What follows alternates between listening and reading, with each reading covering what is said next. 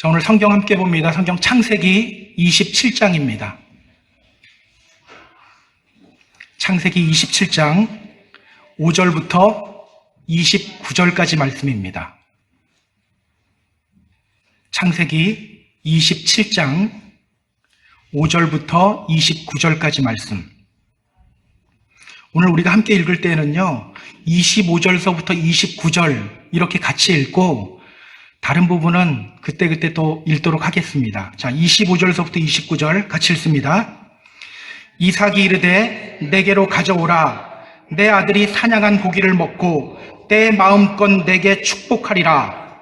야곱이 그에게로 가져가매 그가 먹고 또 포도주를 가져가매 그가 마시고 그의 아버지 이삭이 그에게 이르되 내 아들아 가까이 와서 내게 입 맞추라. 그가 가까이 가서 그에게 입 맞추니 아버지가 그의 옷에 향취를 맡고 그에게 축복하여 이르되 내 아들의 향취는 여호와께서 복주신 밭의 향취로다. 하나님은 하늘의 이슬과 땅의 기름짐이며 풍성한 곡식과 포도주를 내게 주시기를 원하노라.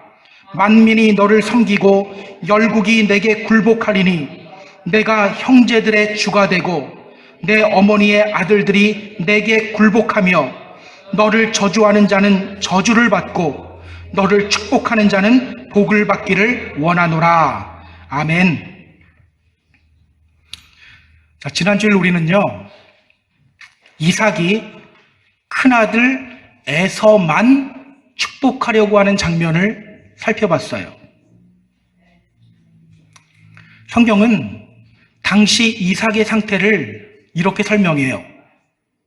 이삭이 나이가 많이 들었고 눈이 어두워 잘 보지 못하였다. 이삭이 나이가 많이 들었고 눈이 어두워 잘 보지 못하였다. 지금 이삭의 눈은요, 어두워져 있어요. 이삭의 눈이 어두워졌다는 것, 이것이 무엇을 의미합니까? 나이가 많이 들었기 때문에 노안이 심하게 왔다는 뜻이 아니라고 했죠? 그의 영적인 눈이 어두워졌다는 것을 의미한다고 했어요. 그의 영적인 시력이 어두워졌다. 하나님은 이렇게 말씀하셨어요. 큰 자가 어린 자를 섬길 것이다. 하나님이 에서가 아닌 야곱을 선택했다고 성경은 하나님이 분명히 이삭에게 말씀하셨어요. 에서가 어떤 사람이었죠? 성경은 에서에 대해서 이렇게 말합니다.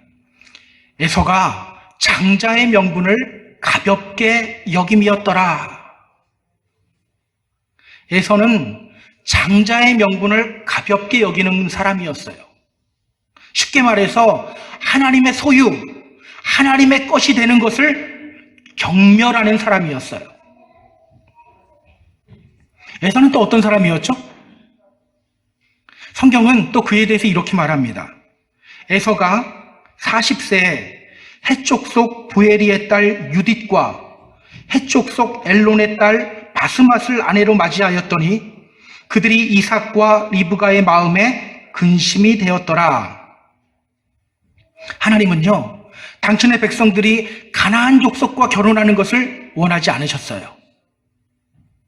왜 원하지 않으셨죠? 우상숭배 때문에. 우상숭배.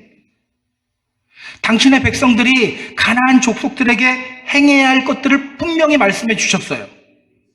오직 너희가 그들에게 행할 것은 그들의 제단을 헐며 주상을 깨뜨리며 아세라 목상을 찍으며 조각한 우상들을 불살라야 된다. 그런데 그는요, 보란듯이 가나안 여자와, 그것도 2명의 여자와 결혼을 합니다. 그것을 보며 이삭은 큰 근심을 했어요. 그렇게 근심했음에도 불구하고 영적인 시력이 약해진 이삭은요, 야곱 몰래 에서를 불러서 그에게 장자의 축복을 빌어주려고 하는 거예요. 하나님의 뜻을 거스르며 야곱을 선택하신 하나님의 계획에 정면으로 대항하는 겁니다. 위기죠. 아주 큰 위기입니다. 그런데 여러분, 우리가 볼 때는 위기인데 하나님이 볼 때도 위기일까요? 오늘 본문을 보면요, 결국 이삭은 에서에게 복을 주려고 그랬는데, 에서를 축복하려고 했는데 에서가 아닌 야곱을 축복해요. 자, 이 사건을 통해서 성경이 우리에게 전하는 메시지가 뭘까? 우리 함께 성경을 보며 확인해 보도록 하겠습니다. 자, 우리 그럼 본문으로 들어갈게요. 자, 오늘 본문은 이렇게 시작해요. 5절 앞부분 보세요. 이삭이 그의 아들 에서에게 말할 때 리브가가 들었더니, 이삭이 그의 아들 에서에게 말할 때 리브가가 들었더니, 이삭이 에서를 불러 이렇게 말했죠. 내가 이제 늙어서 언제 죽을는지 알지 못한다. 그러니 밖에 나가서 나를 위하여 사냥을 해서 맛있는 음식 만들어 갖고 와라. 내가 그거 먹고 마음껏 너를 축복할게. 자, 원래 아버지가 자식을 위해 기도할 때는, 축복할 때는 보통 어떻게 하죠? 장자만 따로 불러서 축복하지 않는다고 했죠. 모든 자식들 다 불러야 돼요.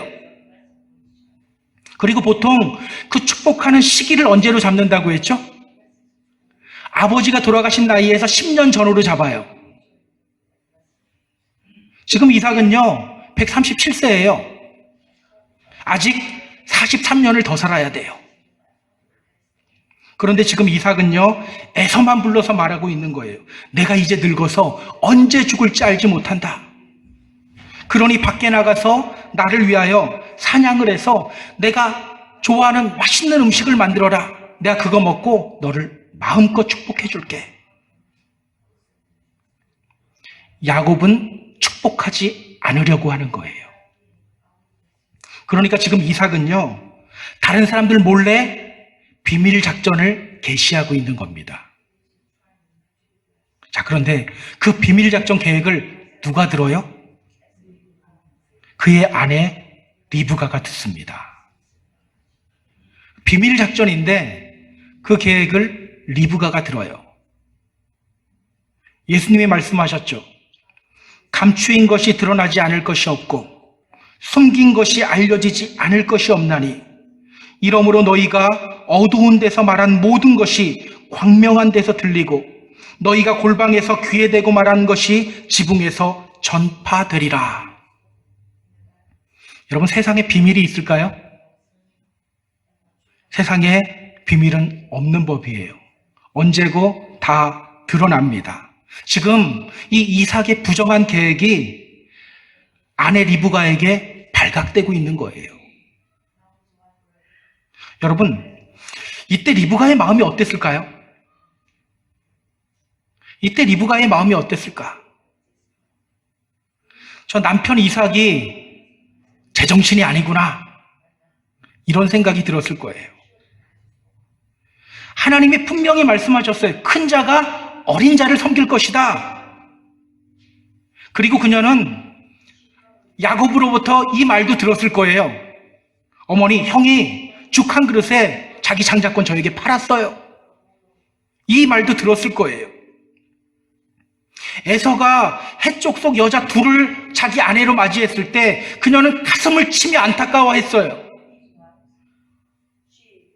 저 뒤에 46절을 보면요, 나중에 리브가가 이삭에게 이렇게 말합니다. 내가 햇사람의 딸들로 말미암아 내 삶이 싫어졌습니다. 그 가나안 여자들로 말미암아서, 내 며느리 그 둘로 말미암아서 내 삶이 싫어졌다고 말해요. 그런데 이삭이 지금 그 하나님의 뜻을 거스르고 또 자신과 야곱 몰래 에서만 축복하려고 하고 있는 겁니다. 이때 리브가는요 위기를 느껴요. 지금 이삭이 하는 짓이 제정신이 아니거든요. 이게 지금 하나님의 말씀에 대항하고 있는 짓이에요. 자, 이것을 알게 된 리브가가 어떤 계획을 세우는지 우리 같이 확인해 볼까요? 6절부터 10절까지 말씀입니다. 자, 6절부터 10절까지 말씀 같이 읽습니다. 리브가가 그의 아들 야곱에게 말하여 이르되 내 아버지가 내 형 에서에게 말씀하시는 것을 내가 들으니 이르시기를 나를 위하여 사냥하여 가져다가 별미를 만들어 내가 먹게 하여 죽기 전에 여호와 앞에서 내게 축복하게 하라 하셨으니 그런즉 내 아들아 내 말을 따라 내가 내게 명령하는 대로 염소 떼에게 가서 거기서 좋은 염소 새끼 2마리를 내게로 가져오면 내가 그것으로 내 아버지를 위하여 그가 즐기시는 별미를 만들리니 내가 그것을 내 아버지께 가져다 드려서 그가 죽기 전에 내게 축복하기 위하여 잡수시게 하라. 아멘. 에서가 아버지의 말씀을 듣고 사냥을 하기 위해 들로 나아갔을 때 그녀가 야곱을 불러요. 그리고 아버지 이삭이 지금 어떤 일을 저지르려고 하고 있는지를 알려줍니다. 지금 너 아버지 이삭이 에서가 사냥한 고기 먹고 에서만 축복하려고 하고 있어. 그리고 자신의 계획을 이야기해요. 지금부터 너 내 말 잘 들어. 좋은 염소 2마리를 내게로 가져와. 내가 그것으로 너 아버지를 위해서 맛있는 음식을 만들게. 너가 그 음식 들고 내 아버지께로 들어가서 축복받으면 돼. 여러분, 왜 하필 염소일까요? 염소 고기가 그 사냥한 야생동물의 고기 맛과 그래도 가장 비슷하대요. 그럼 여러분, 왜 2마리일까요? 왜 2마리일까요? 왜 1마리가 아니라 2마리 가져오라고 할까요? 혼자 먹는 건데, 이삭 혼자 먹는 건데. 짐승마다 이 고기 가장 맛있는 부위가 있거든요. 예를 들어 보면 소에서 가장 비싼 부분이 살치살이라고 해요. 여러분, 큰 소 1마리에서 살치살이 얼마나 나오는지 아세요? 저도 이번에 알았거든요. 딱 600g밖에 안 나온대요. 큰 소 하나에서 한 덩어리밖에 안 나오는 거예요. 그렇기 때문에 리브가는요, 좋은 새끼 염소 2마리를 가지고 오라고 하는 거예요. 거기서 가장 맛있는 부분, 그 부위로 넉넉하게 음식 준비해서 이삭을 속이기 위함이죠. 근데 지금 리브가는요, 매우 결연합니다. 우리 11절, 12절, 13절 볼까요? 자, 같이 읽습니다. 야곱이 그 어머니 리브가에게 이르되 내 형 에서는 털이 많은 사람이요 나는 매끈매끈한 사람인즉 아버지께서 나를 만지실진대 내가 아버지의 눈에 속이는 자로 보일지라 복은 고사하고 저주를 받을까 하나이다. 어머니가 그에게 이르되 내 아들아 너의 저주는 내게로 돌리리니 내 말만 따르고 가서 가져오라. 야곱이 그녀에게 말하죠. 형에서는 털이 많은 사람인데 저는 털이 별로 없는 사람입니다. 아버지가 저를 만질 텐데 그러면 들켜버리면 그러다가 속인다고 저주받으면 어떡합니까? 자, 그러자 그녀가 야곱을 향해서 이렇게 말해요. 내 아들아, 너의 저주는 내가 대신 받을게. 너는 내 말도래만 하면 돼. 지금 이삭의 계획을 막으려고 하는 이 리브가의 마음은요, 굉장히 확고해요. 자, 그런데 여러분, 여기서 우리가 좀 짚고 넘어가야 될 게 있어요. 여러분, 이런 생각 안 해봤습니까? 왜 굳이 축복기도 받으려고 할까? 복 누가 주시는 거죠? 하나님이 주시는 거잖아요. 이삭이 주는 게 아니잖아요. 근데 왜 이들은 그 이삭의 축복기도에 이렇게 목을 맬까요? 왜 이들은 이삭의 축복기도에 이렇게 목을 맬까? 여러분, 복받는 원리가 있어요. 그것이 민수기 6장에 나와요. 제가 자주 인용하는 부분인데요. 하나님은 이스라엘의 제사장인 아론과 그의 아들들에게 이렇게 명령하십니다. 너희는 이스라엘 자손들을 위하여 이렇게 축복해야 된다. 여호와는 너에게 복을 주시고 너를 지키시기를 원한다고 말해라. 여호와는 그의 얼굴을 비치사 너에게 은혜 베푸시기를 원한다고 말해라. 여호와는 그 얼굴을 내게로 향하여 드사 평강 주시기를 원한다고 말해라. 너희들이 내 이름으로 이렇게 이스라엘 자손들을 축복하면 내가 그들에게 복을 주겠다. 이렇게 말씀하셔요. 하나님이 말씀하시죠. 너희가 축복하면 내가 복 주겠다. 너희가 축복하면 내가 복 주겠다. 축복이 뭐죠? 여러분, 우리 기도하면서 하나님 축복 주세요 그러죠. 말 잘못된 말입니다. 왜 저도 가끔 이제 의식하지 못하고 쓸 때가 있는데 엄밀히 말하면 잘못된 말이에요. 뭐라고 말해야 됩니까? 하나님 복 주세요라고 해야 돼요. 축복은 뭐예요? 빌축입니다. 복을 빌어주는 거예요. 그러면 하나님이 복을 주신대요. 특히 이 이스라엘 사람들에게 자녀를 향한 그 아버지의 축복은요, 정말 중요해요. 그래서 리브가는 이삭의 축복 기도를 매우 중요하게 생각하고 있는 겁니다.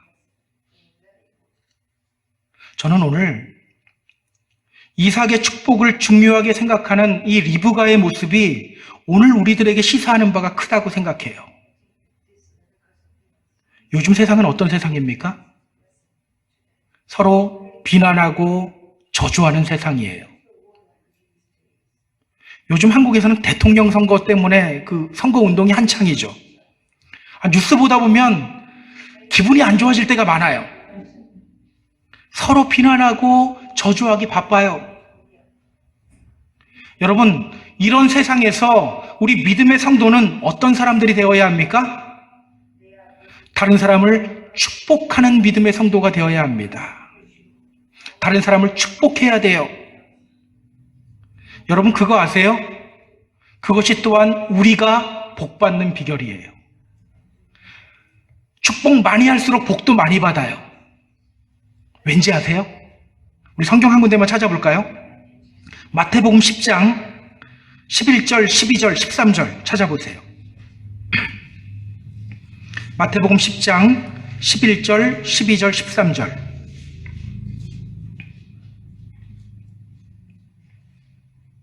자, 우리 같이 읽습니다. 어떤 성이나 마을에 들어가든지 그 중에 합당한 자를 찾아내어 너희가 떠나기까지 거기서 머물라. 또 그 집에 들어가면서 평안하기를 빌라. 그 집이 이에 합당하면 너희 빈 평안이 거기 임할 것이요, 만일 합당하지 아니하면 그 평안이 너희에게로 돌아올 것이니라. 자, 우리가 다른 사람 축복했는데 상대방이 그거 거부하면 어떻게 된다고요? 그 복이 누구에게로 온다고요? 내게로 온대요. 그래서 여러분, 우리 믿음의 사람들은요, 가능한 한 많은 사람을 축복해야 돼요. 많은 사람을 축복해야 돼요. 여러분, 많은 사람을 축복하시기 바랍니다. 우리 믿음의 성도들을 축복했으면 좋겠고요. 또 우리 교회를 축복했으면 좋겠어요. 또 옆 교회도 축복했으면 좋겠어요. 그것이 우리가 복받는 길이에요. 우리 실천해 볼까요? 우리 옆에 있는 분들에게 이렇게 말해 보세요. 당신을 축복합니다. 당신을 축복합니다. 예. 누군가가 흥하면 그 복이 나에게로 오는 거예요. 이렇게 하는 분들은 저희 교회에 없겠죠. 예. 자, 지금 리브가는요, 하나님의 뜻을 거스르려는 이삭을 대항해서 지금 자신만의 계획을 세웠어요. 자, 그 계획이 어떻게 진행되는지 우리 한번 확인해 보도록 할게요. 14절부터 17절까지입니다. 자, 14절부터 17절 같이 읽습니다. 그가 끌어다가 어머니에게로 가져왔더니 그의 어머니가 그의 아버지가 즐기는 별미를 만들었더라. 리브가가 집안 자기에게 있는 그의 맏아들 에서의 좋은 의복을 가져다가 그의 작은 아들 야곱에게 입히고 또 염소 새끼의 가죽을 그의 손과 목의 매끈한 곳에 입히고 자기가 만든 별미와 떡을 자기 아들 야곱의 손에 주니. 자, 야곱은요, 어머니의 지시대로 좋은 새끼 염소 2마리를 가지고 와요. 리브가는 맛있는 음식을 만듭니다. 그리고 야곱에게 에서의 옷을 입히고요, 또 염소 새끼 가죽을 그의 손과 목에다가 입혀요. 그리고 자신이 만든 그 음식을 야곱에게 주어서 아버지께로 들어가게 해요. 결국 어떻게 됩니까?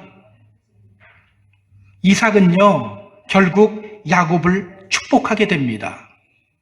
그 장면이 아까 우리가 읽었던 25절서부터 29절 장면이에요. 이삭은요, 야곱을 이렇게 축복해요. 내 아들의 향취는 여호와께서 복주신 밭의 향취로다. 하나님은 하늘의 이슬과 땅의 기름짐이며 풍성한 곡식과 포도주를 내게 주시기를 원하노라.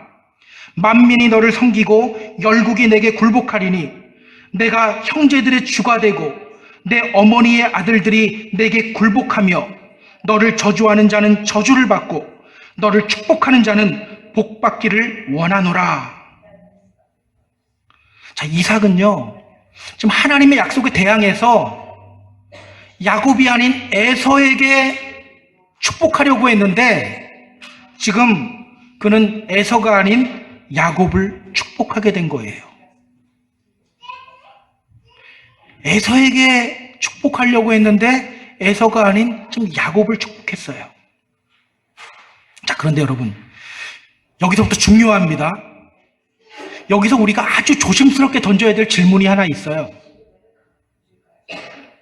리브가가 하나님의 뜻을 이루게 한 걸까요?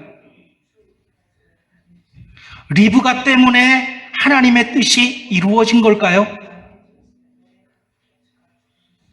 여러분은 이런 리브가가 어떻게 보입니까? 언뜻 보면 리브가가 하나님의 약속을 지켜낸 것처럼 보여요. 그런데 여러분, 과연 그럴까요? 리브가와 야곱이 이삭을 보기 좋게 속였기 때문에 에서가 장자의 축복을, 이삭이 에서에게 장자의 축복을 주지 않고 야곱에게 준 걸까요? 물론 그렇게 보는 견해도 있습니다. 저는요, 그렇게 생각하지 않아요. 사무엘하 7장을 보면요, 다윗이 하나님을 향해 성전을 짓기로 결심하는 장면이 나와요. 어느 날 그는 이렇게 말합니다. 나는 백향목궁에 살거늘 하나님의 궤는 휘장 가운데 있도다. 나는 멋진 백향목으로 만든 이 집에 살고 있는데 저 하나님의 언약궤는 저 텐트 안에 있네. 여러분, 이 마음이 기특합니까? 기특하지 않습니까? 뭐라고 대답해야 될지도 모르겠죠. 기특하잖아요. 굉장히 기특한 마음이에요. 그래서 그는 성전을 짓기로 결심해요. 그런데 여러분, 하나님이 그렇기 때문에 그에게 성전 지으라고 하셨을까요? 안 된다고 하셨어요. 원래 하나님은 성전 짓는 것을 원하지 않으셨을까요? 원래부터 원하지 않으셨기 때문이었을까요? 그렇지는 않아요. 출애굽 시절부터 성막을 통해서 성전의 모형을 이미 계획하고 계셨잖아요. 그러면 다윗이 나는 백향목궁에 살고 있는데 우리 하나님의 언약궤는 저 초라한 텐트 안에 있다 그러면 그래, 너가 지어. 이럴 만도 한데 하나님은 지으라고 안 해요. 왜일까요? 하나님은 자기 때에, 자신이 계획한 때에 지으시기 위해서예요. 다윗의 마음이 아무리 기특해도 안 된다고 해요.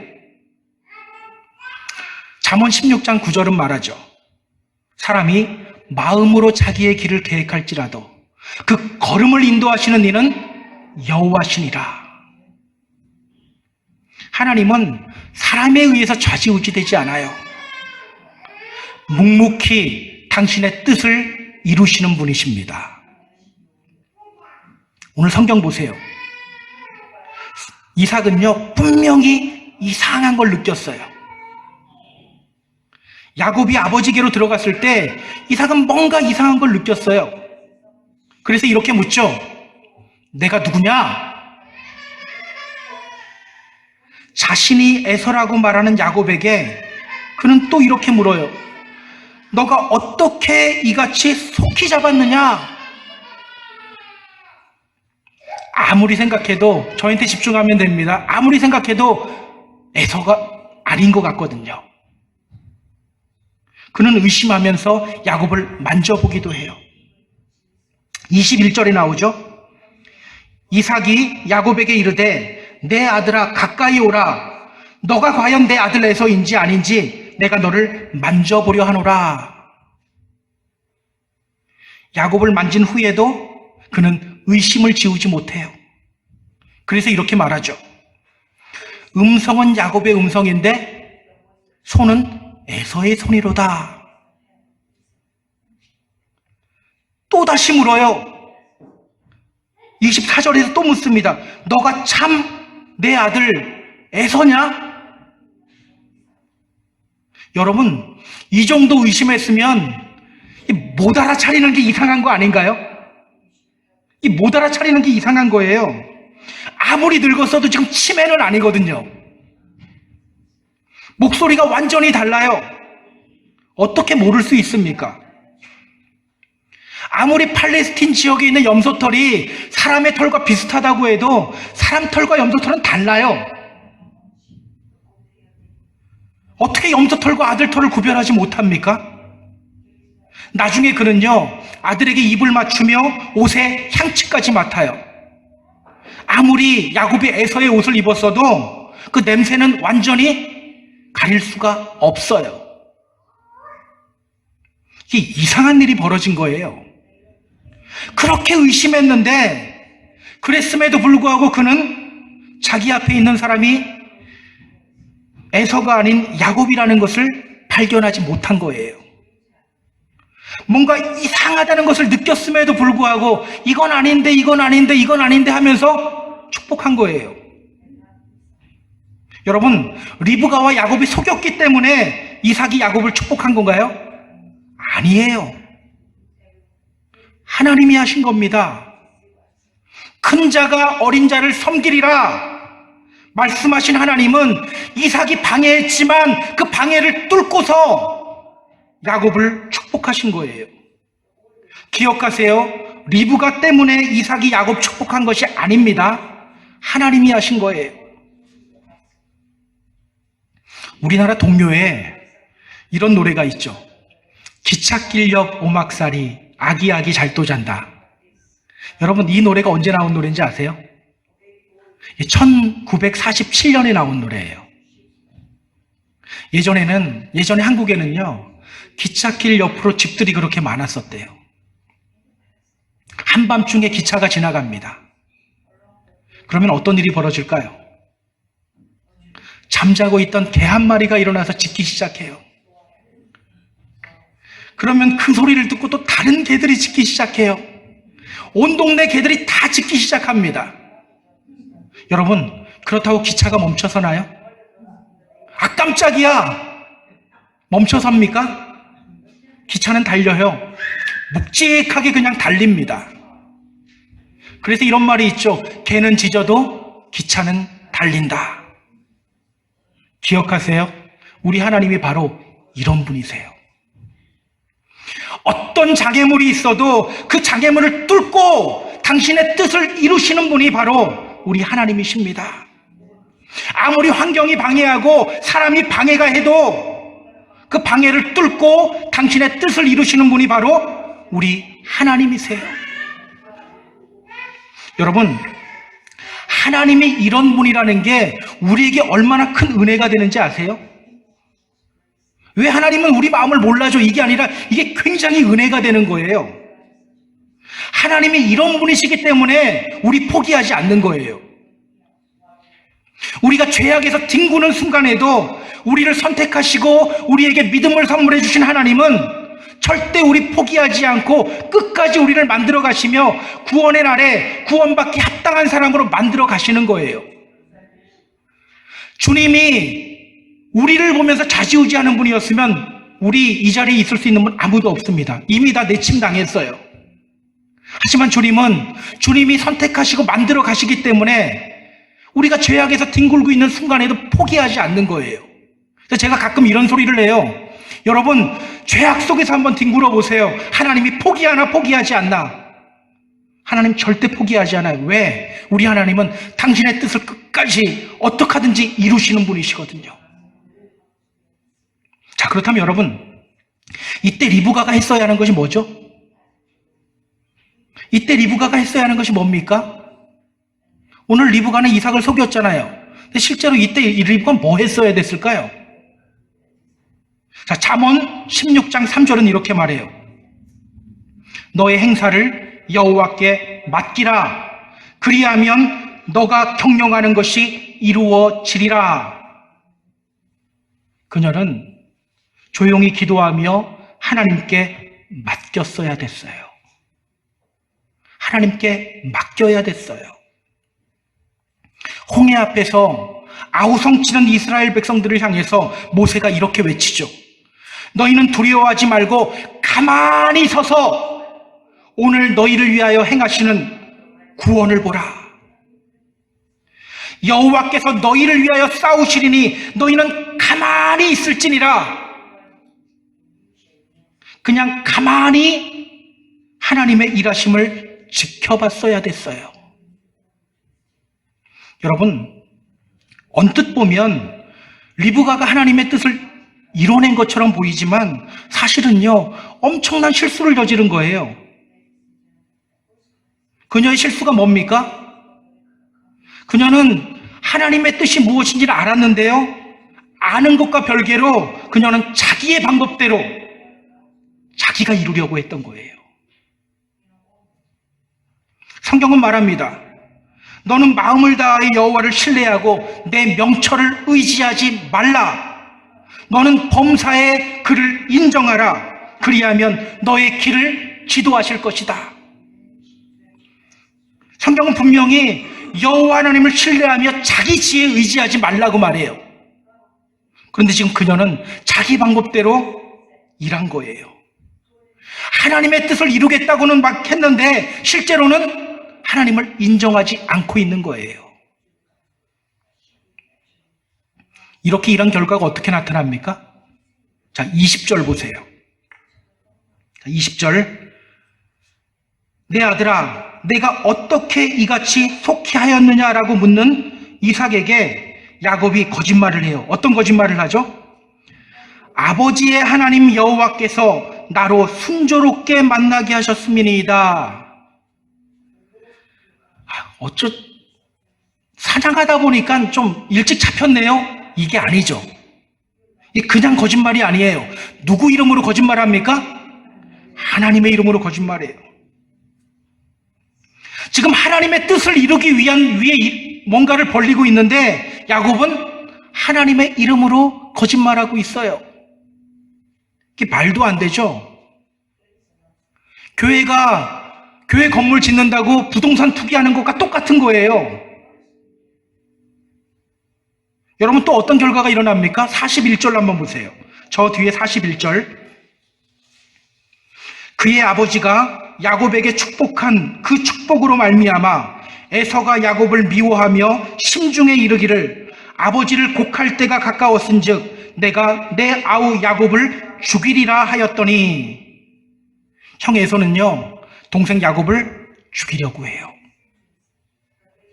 야곱은 어쩔 수 없이 형 에서를 피해 도망가야 합니다. 리브가는 그 사랑하는 아들과 아주 오랫동안 생이별을 해야만 해요. 그래도 감사한 것은 또 그럼에도 불구하고 하나님은 묵묵히 당신의 계획대로 일하셨다는 거예요. 오늘 우리는요, 이 질문을 우리에게 던져야 합니다. 혹시 나도 리브가와 같은 실수를 저지르고 있지는 않은가? 하나님이 원하신다고 하나님의 이름으로 일하는데 하나님의 방법이 아닌 인간의 방법으로 하나님의 일을 하고 있지는 않은가? 사실 오늘 우리는요, 리브가가 저질렀던 이 실수 많이 저질러요. 오늘날 많은 교회들이 리브가가 저질렀던 이 실수를 똑같이 반복하고 있어요. 하나님을 사랑한다고 하고 하나님 뜻을 이루기 위해 몸부림친다고 하지만 내 방법대로 일하는 경우가 얼마나 많은지 모릅니다. 교회 부흥을 이룬다는 명목으로 하나님의 방법이 아닌 사람의 방법으로 일하는 경우가 얼마나 많은지 몰라요. 사실은 하나님 사랑하고 하나님 뜻을 이루기 위한 몸부림이 아니라 하나님의 이름은 빌릴 뿐 내 뜻 이루기 위한 거예요. 오늘 우리에게 필요한 것은요, 여호와께 맡기는 겁니다. 이게 쉽지 않은데요, 여호와께 맡겨야 돼요. 다윗은 이렇게 선포합니다. 너의 길을 여호와께 맡기라. 그를 의지하면 그가 이루신다. 베드로도 이렇게 말하죠. 너희 염려를 다 주께 맡기라. 이는 그가 너희를 돌보심이라. 오늘 우리는요, 하나님께 맡기는 훈련 속으로 들어가야 돼요. 맡기다, 이게 히브리어로 갈랄이라는 단어인데요, 이 단어가 무슨 뜻이냐면요, 산 위에서 아래로 굴려 내려보낸다는 뜻이에요. 헬라어로는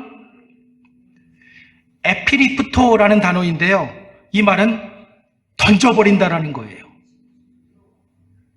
우리의 생각, 우리의 계획, 우리의 방법 모두 던져야 돼요.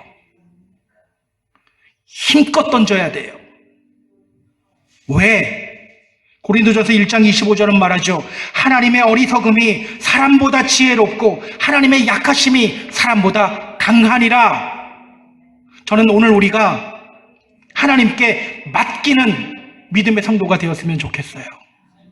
맡겨야 돼요. 정말 맡겨야 돼요. 여러분, 우리가 왜 맡기지를 못하는지 아세요? 맡겨야 되는지는 알잖아요. 근데 왜 맡기지를 못할까요? 로마서 8장 28절 이렇게 말합니다. 여러분 다 아는 말씀이에요. 우리가 알거니와 하나님을 사랑하는 자, 곧 그의 뜻대로 부르심을 입은 자들에게는 모든 것이 합력하여 선을 이루느니라. 우리는 분명히 알아요. 하나님을 사랑하는 자, 곧 하나님의 뜻대로 부르심을 입은 자들에게는 어떻게 하든지 하나님이 당신의 뜻을 이루신다는 것을 우리 알아요. 그런데 왜 맡기지 못합니까? 로마서 8장 28절을 근거로 보면 이유 간단합니다. 사랑하지 않기 때문이에요. 하나님 사랑하지 않기 때문이에요. 제가 좀 너무 극단적으로 이야기하는 것 같은데 여러분 이렇게 반문하는 분이 있을지도 모르겠어요. 저 하나님 분명히 사랑합니다. 그런데 잘 안 되는 거 저보고 어떻게 하라고요? 근데 여러분, 어떻게 하는 것이 하나님 사랑하는 거죠? 하나님 사랑은 어떻게 하는 거죠? 나 길 가다가 한 번씩 생각나면 하나님 이런 거 그냥 사랑하는 건가요? 신명기 6장 5절은 말하죠. 너는 마음을 다하고 성품을 다하고 힘을 다하여 내 하나님 여호와를 사랑하라. 성품을 다해서 사랑하라는 것은요, 혼으로 사랑하라는 거예요. 생명을 다해 사랑하라는 거예요. 그래서 예수님은 이 똑같은 말씀을 어떻게 하시냐면 내 마음을 다하고 목숨을 다하고 뜻을 다하여 주 너희 하나님을 사랑하라라고 말해요. 여러분, 이게 하나님 사랑하는 거예요. 이것도 사랑하고 저것도 사랑하고 주님을 내 인생에서 한 5번째, 6번째 딱 몰아놓고서는 그래도 나 주님 사랑해. 이게 주님 사랑하는 것이 아니라 성경은 하나님 사랑하는 것에 대해서 뭐라고 말하냐면 너는 마음을 다하고 목숨을 다하고 뜻을 다하여 주 너희 하나님을 사랑하라라고 말해요. 이게 하나님 사랑하는 거라고 말해요. 우리가 부르는 찬양 중에 이런 가사가 있죠. 온 맘 다해 사랑합니다. 온 맘 다해 주 알기 원하네. 내 모든 삶 당신 것이니 주만 섬기리 온 마음 다해서. 이렇게 온 마음으로 주님을 사랑하는 것이 바로 주님 사랑하는 거예요. 남녀가 오래 사귀다가 시간이 오래되면 그러잖아요.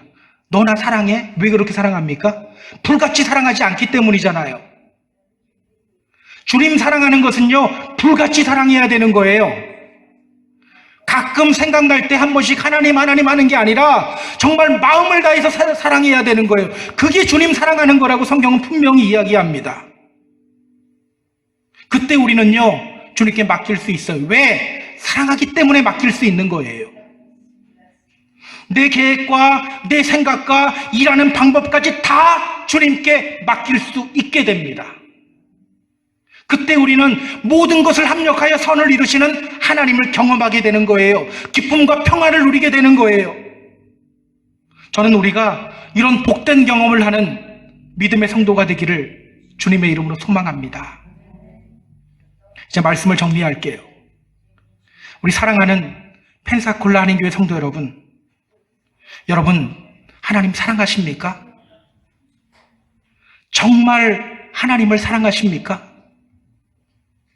이삭은 하나님의 뜻을 거스르고 에서에게 장자의 축복을 빌어주려고 했지만 하나님은 묵묵히 당신의 일을 하셨어요.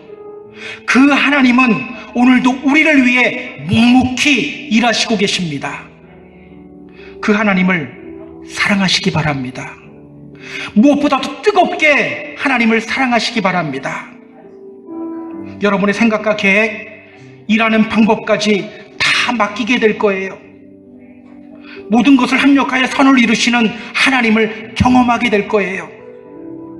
그 역사를 통해서 말할 수 없는 기쁨과 평화를 누리게 될 겁니다.